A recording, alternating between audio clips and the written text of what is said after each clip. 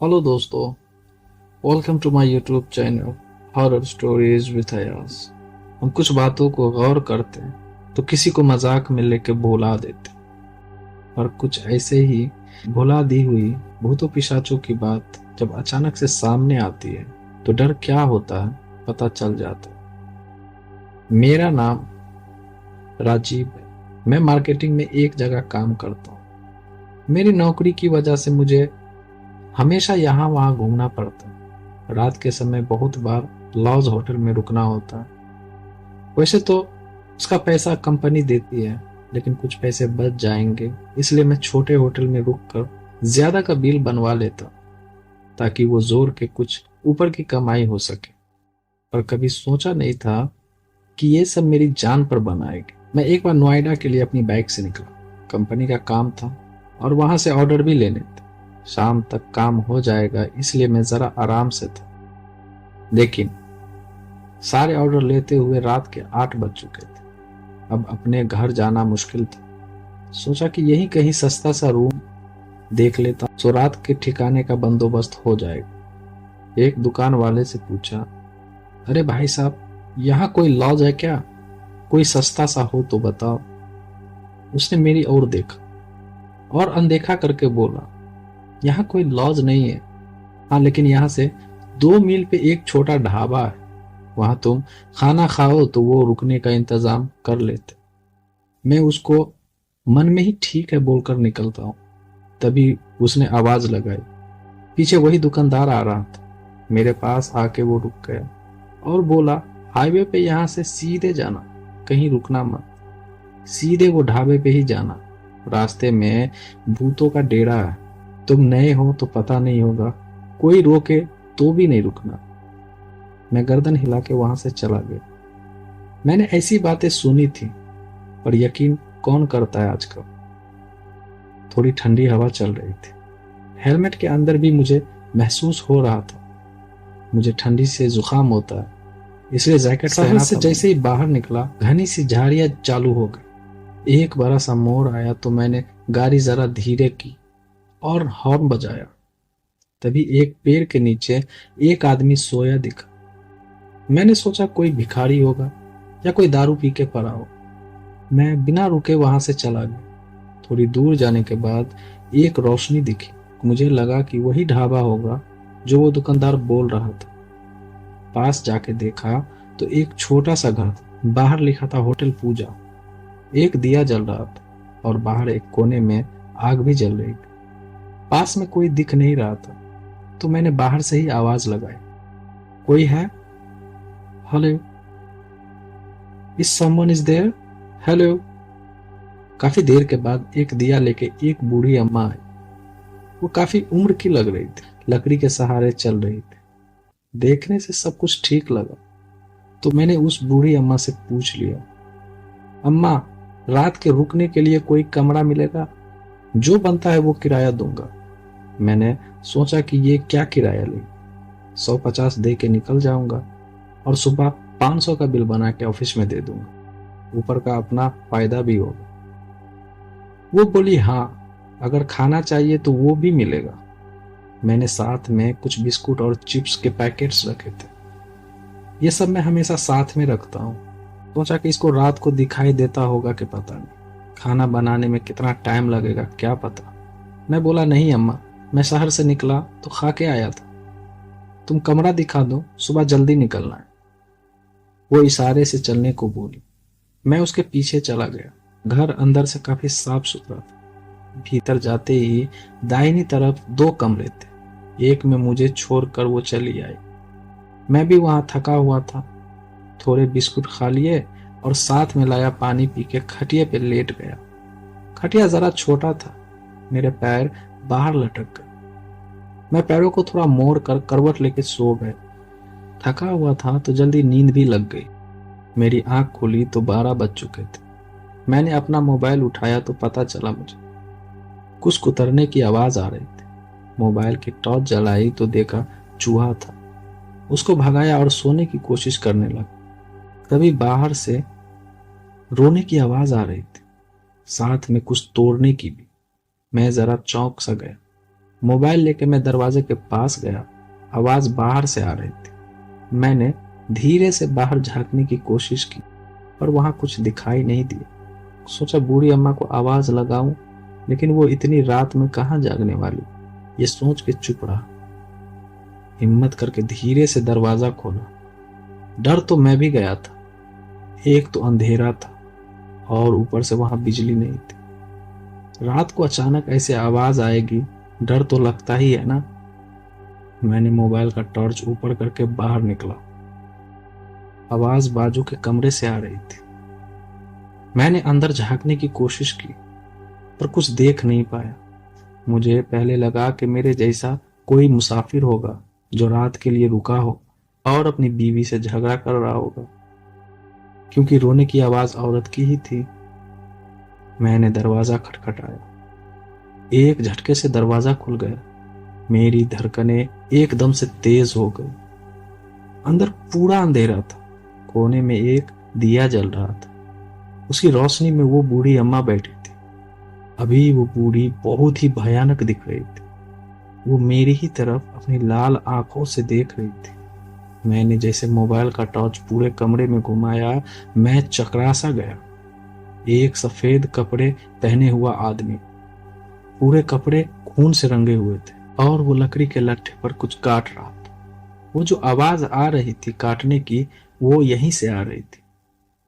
ये वही आदमी था शायद जो मुझे रास्ते पे पड़ा दिखा। वो किसी औरत को काट रहा था और वही दर्द की वजह से रो रही थी। मेरे दिमाग एकदम से सुन्न हो गया। पसीने से भीग चुका था। भागना चाहता था लेकिन हिल नहीं पा रहा था। मैं चकरा कर गिर गया, लेकिन नीचे गिरते हुए संभाला खुद को। नीचे खून में गिरा था मैं। मेरे गिरते ही मेरे ऊपर चिपचिपे से कीड़े रेंगने लगे। उस बूढ़ी के ऊपर भी कीड़े चढ़े हुए थे। हर तरफ सड़ने की बू आ रही थी। वो बूढ़ी अचानक से खूंखार हो गई थी। वो हथियार लिए मेरी तरफ बढ़ने लगी। मैं तड़प रहा था। वो जैसे ही मेरे करीब आई, मैंने दरवाजे को उसके मुंह पर दे मारा। वो नीचे गिर गई। मैंने पूरी ताकत लगा के खुद को खड़ा किया और ऊपर वाले का नाम लेके जैसे भागा, मानो ओलंपिक की रेस में दौड़ रहा हूं। मैं चिल्ला रहा था। वो बुढ़िया और वो आदमी मेरे पीछे दौड़ रहे थे। मैं रास्ते पर आ चुका था। वैसे ही नंगे पैर जान बचा के भागा, पता नहीं कहां, लेकिन जहां रास्ता दिखे वहां। कुछ देर दौड़ने के बाद मैं थक गया। अब और भागना मुश्किल था। थोड़ी दूर पर फिर से एक रोशनी दिखी, लेकिन इस बार वो ढाबा था। मैं जान मुट्ठी में लेके भागा। जैसे वहां पहुंचा, जोर से चिल्लाने लगा। वहां काम करने वाले लोग उठ के आ गए और मैं बच गया। उन्होंने मुझे पानी पिलाई। तब मेरी जान में जान आई। सारी हकीकत बताने पर एक आदमी बोला, बेटा तेरी तकदीर में जिंदगी लिखी है, इसलिए बच गया तू। यह सालों से चलता आया है। वहां जो भी फंसा कभी वापस नहीं है। वो होटल सबको नहीं दिखता, श्रापित होटल है वो, लेकिन जिसको दिखता है वो वहां फंसता है और उन खूनी पिशाचों का शिकार हो जाता है। शायद भगवान तेरे साथ तुझे जिंदगी मिली है। रात को मैं वहीं रहा, ढाबे वाले के बीच में। सुबह होते ही उनके साथ मैं अपनी बाइक और सामान तलाश करने उसी जगह गए थे। मेरी बाइक वहीं थी, मेरा सामान भी था, लेकिन वो खूनी होटल नहीं था। पूरी जगह सुनी थी। लग रहा था कि कुछ था ही नहीं वहां। वो एक श्रापित होटल था। मैंने वहीं काम करने वालों से सुना, कई लोगों की जान ली थी उस होटल ने। मैंने रब से दुआ मांगी और अपनी बाइक लेके वहां से घर के लिए निकल गया। अपने सीने के अंदर उस श्रापित होटल की वो खूंखार रात की याद को लिए अपने घर की तरफ निकल गया। तो चलिए चलते हैं दूसरी स्टोरी की तरफ। करण जो एक सदमे से, एक आत्मा के सदमे से जिंदा तो था, लेकिन कोमे में था, जीता जागता कोमे में। अब करण शांत है। डर ने उसको हमेशा के लिए चुप कर दिया। अब सब पहले जैसा कहाँ था। ऐसा लगता है मानो डर हमेशा के लिए घर कर चुका था। करण के सीने में, दिमाग में, उसकी आंखों में रोज डॉक्टर के चक्कर बंद हो गया है। अब तो सबने हार मान लिया था। पर सुनील के जाने से पहले ऐसा नहीं था, सब कुछ नॉर्मल था। करण आज जैसा है वैसा बिल्कुल नहीं था। ये तब की बात है जब करण एक स्टील प्लांट में नौकरी करता था। प्लांट काफी बड़ा था, जॉब करने वाले लोग भी बहुत थे। आसपास के लोगों के लिए ये प्लांट रोजी रोटी थी। इसी के चलते करण भी शादी के बारे में सोचने लगा था। पिछले ही साल उसने अपना पुराना मिट्टी का घर तोड़ के पक्का मकान बनाया था। करण और सुनील साथ में आते जाते थे, कभी साथ में उनकी शिफ्ट भी होती थी। सुनील उसके चाचा का लड़का था, वो पास में ही रहता था। सुनील भी बहुत मिलनसार लड़का था। वो गर्मी के दिन थे, आज दोनों दोपहर की शिफ्ट में काम कर रहे थे। सुनील करण से कहता है, तू कंट्रोल रूम में जा, मैं साइट पे देख के आता हूँ, देखता हूँ सब ठीक है वहां क्या। करण बोला, हाँ यार, ये लेबर ध्यान नहीं देते और बॉस हम लोगों को गाली देगा, इसलिए खुद से देख लो सब वहां सब सही तो है। इतना बोल के सुनील हेलमेट पहन के साइड पे चला जाता है और करण कंट्रोल रूम में आता है। करण कंट्रोल रूम में पहुंचते ही वहां एक सीनियर भी आ जाते हैं। वो तो थे सीनियर, करण और सुनील सब एक दोस्त जैसे रहते थे। अरे बाबू करण, पहले मिठाई खाओ यार। वो सीनियर मिठाई का पैकेट खोलते हैं। करण, हाँ भैया, क्या बात है, बहुत खुश हो आज, कोई लॉटरी तो नहीं लगी? अरे नहीं यार, मेरी डॉटर है ना, वो क्लास में फर्स्ट आई है, वो डॉक्टर बनेगी कहती है, इसलिए मैं बहुत खुश हूँ आज। बातों में दोनों इतने गुम हो जाते हैं कि स्क्रीन पे अचानक एक बटन दब जाता है, चैम्बर खुल जाता है और डस्ट नीचे गिरती है। सुनील भागता है पर डस्ट उसको अपने आहोश में ले लेती है।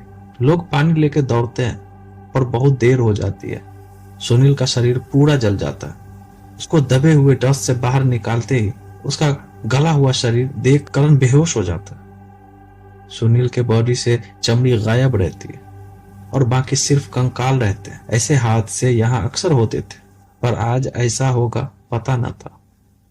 इधर हॉस्पिटल में करण को होश आता है और वो सीनियर और करण के घर वाले वहां होते। उनको देखते ही करण रोने लगता है, मुझे माफ कर दो सुनील।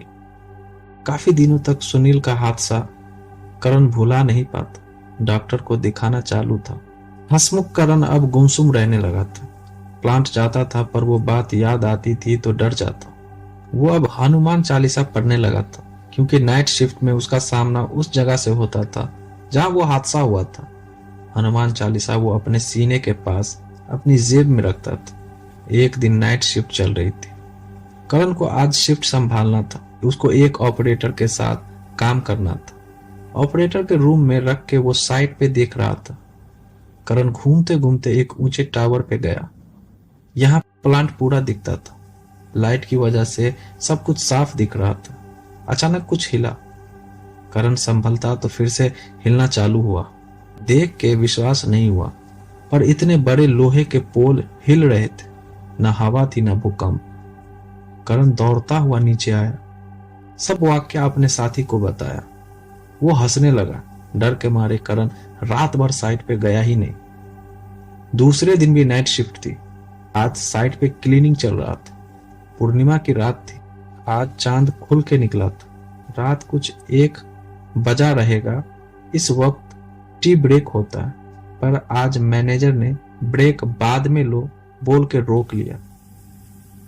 अचानक अजीब सी आवाज आई और वहां का लोहे का ढांचा हिल गया और देखते ही देखते वो लोहे का ढांचा लेबर के ऊपर गिर गया। 4 लोग दब के मर गए। सबकी चीखें करण के सामने निकली थी। खून बाहर बहने लगा और ऊपर देखा तो क्या, ऊपर सुनील का साया था, मानो हवा में लटक रहा।